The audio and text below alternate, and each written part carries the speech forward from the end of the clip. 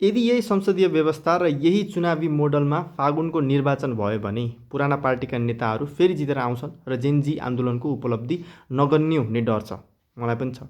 राष्ट्रपतिसँग वार्तामा आन्दोलनले राजनीतिक सम्झौता गरेर दिगो समाधान खोज्न सक्थ्यो, तर अब त्यो पनि सम्भव छैन। संसद विघटन भइसकेकोले संविधान संशोधन सम्भव छैन। अब यसले उसले यो गर्यो त्यो गर्यो परिचालित भयो भनेर दोषारोपण र विश्लेषण मात्रले समस्या समाधान हुँदैन। समाधान दिने व्यावहारिक कदम आवश्यक छ नि, होइन? अब दुईवटा समाधानका बाटो अपनाउन सकिन्छ। पहिलो, अन्तरिम सरकारले तुरुन्त बलियो छानबिन आयोग गठन गरी जेनजी आन्दोलनमा भएको दमन र नरसंहारका सबै दोषी ठुला नेताहरूलाई तुरुन्तै कारबाही गर्नुपर्छ। No if and no but. यो अन्तरिम सरकारले मजाले गर्न सक्छ। ढिलो पो किन गर्दैछ म पनि अचम्म छु। अर्को भनेको पूर्व मन्त्री र प्रभावशाली नेताहरूको सम्पत्ति छानबिन गरी भ्रष्टाचारमा संलग्नलाई छिट्टै कानुनी कारबाही गरिनुपर्छ। पुराना काण्डका फाइलहरू खोलेर दोषीलाई जेल चलान नगरे पुराना पार्टीहरू फेरि सल बोलाएर आफ्नो करतुतहरू ढाकछोप गरी अनैतिक तरिकाले जसरी पनि चुनावमा जित्ने माहौल सिर्जना गर्नेछ।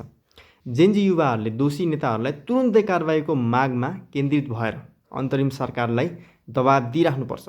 अन्य राजनीतिक एजेन्डामा अल्झने समय छैन। दोस्रो लागू गर्नुपर्ने कुरा भनेको आगामी चुनावमा राइट टु रिजेक्टको अवधारणालाई लागू गर्नुपर्छ।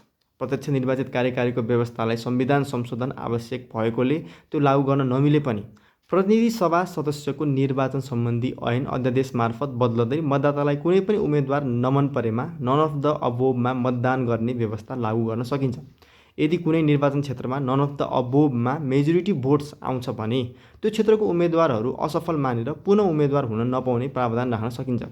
यसले नयाँ नेतृत्वलाई अवसर दिनेछ र पुराना भ्रष्ट नेताको चुनाव जित्ने सम्भावना कम गर्छ।